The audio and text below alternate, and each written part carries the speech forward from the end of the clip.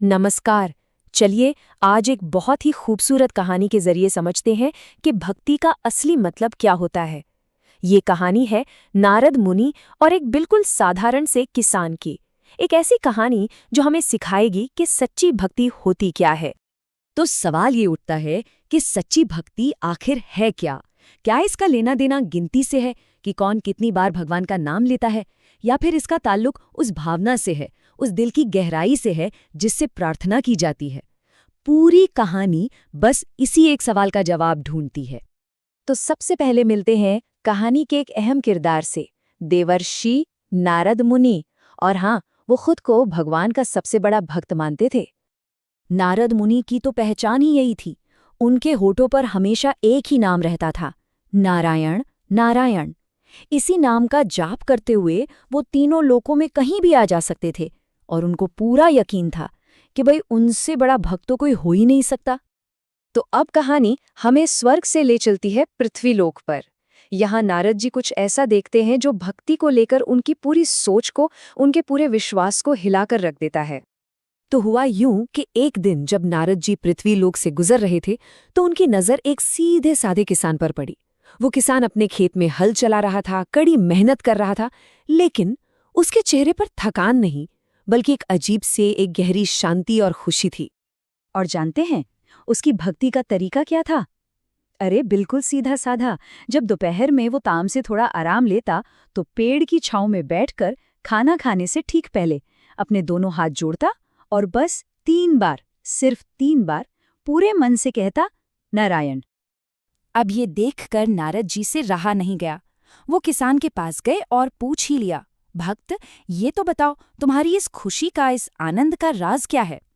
किसान ने बड़ी सहजता से मुस्कुराते हुए कहा, राज राज बस इतना है कि हर दिन नारायण खुद मेरे सामने अपने असली रूप में आते हैं, और बस यही मेरे सुख का कारण है। अब जरा सोचिए, यही तो वो बात थी जिसने नारद जी को चक्कर में डाल दिया। एक तरफ वो जो दिन में लाखों बार नारायण नारायण का जाप करते हैं, और फिर भी भगवान के दर्शन के लिए उन्हें वैकुंठ तक जाना पड़ता है, और दूसरी तरफ ये किसान जो दिन में मुश्किल से कुछ बार नाम लेता है और भगवान रोज उसे दर्शन देने आते हैं। ये कैसे हो सकता है? तो बस अपनी इसी उलझन का हल पाने के लिए नारद जी सीधे पहुंच गए वैकुंठ, भगवान विष्णु के पास। उन्हें इस पहेली का जवाब चाहिए था। वहां पहुंचकर उन्होंने सीधा भगवान विष्णु से अपना सवाल किया। बोले, प्रभु, मैं कुछ समझ नहीं पा रहा हूं। मैं जो दिन रात आपका नाम जपता हूं, मुझे आपके दर्शनों के लिए यहां आना पड़ता है। और वो किसान, वो तो बस गिनती के कुछ ही बार आपका नाम लेता है, और आप उसे हर रोज दर्शन देते हैं। प्रभु, ऐसा कैसे संभव है?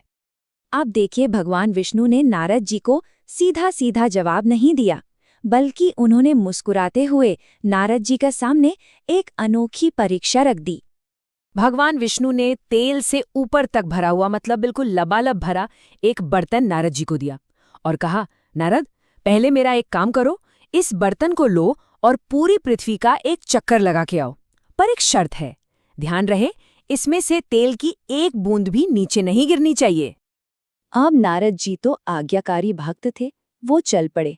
उनका पूरा का पूरा ध्यान, उनकी पूरी चेतना बस उस तेल के बर्तन पर टिक गई थी। वो उस काम में इतने ज्यादा डूब गए, इतने मग्न हो गए कि पूरी यात्रा में एक बार भी उनके मुंह से नारायण नाम नहीं निकला। और फिर जब नारद जी अपना काम पूरा करके वैकुंठ लौटे, तो वो पल आ गया था जब सच्ची भक्ति का असली रहस्य उनके सामने खुलने वाला था। प्रभु ने उन्हें देखा और मंद मंद मुस्कुराते हुए बस एक सवाल पूछा, नारद, ये बताओ, जब तुम वो तेल का बर्तन लेकर जा रहे थे, तो तुमने मेरा नाम कितनी बार याद किया? नारद जी का सिर शर्म से झुक गया। उन्होंने कहा, प्रभु, मुझे क्षमा कीजिए, मेरा तो सारा ध्यान बस उस बर्तन को संभालने में ही लगा था। मैं तो आपको एक पल के लिए भी याद नहीं कर पाया। बस यही सुनकर भगवान विष्णु ने रहस्य खोला। उन्होंने समझाया, नारद, उस किसान की जिंदगी को भी तुम तेल से भरे उस बर्तन की तरह ही समझो। उसकी जिंदगी भी तो हर पल की चिंताओं, मेहनत और मुश्किलों से लबालब भरी है।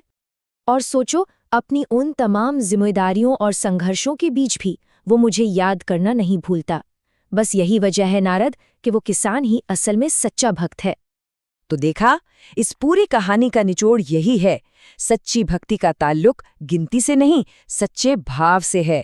अपनी रोजमर्रा की जिंदगी की भागदौड़ और मुश्किलों के बीच भी अगर एक पल के लिए भी ईश्वर को याद कर लिया तो वही सबसे बड़ी पूजा है, क्योंकि दिल से लिया गया एक नाम रटे रटाए लाखों नामों से कई ज्यादा कीमती है। तो बात सीधी सी है, जो इंसान अपनी बिजी लाइफ में, अपनी मुश्किलों में भी भगवान को याद रखता है ना, वही असल में उनका सबसे प्यारा भक्त बनता है। और जो ऐसा कर पाता है, उसे ही वो सच्ची खुशी, वो सच्चा आनंद मिलता है जो हमेशा साथ रहता है।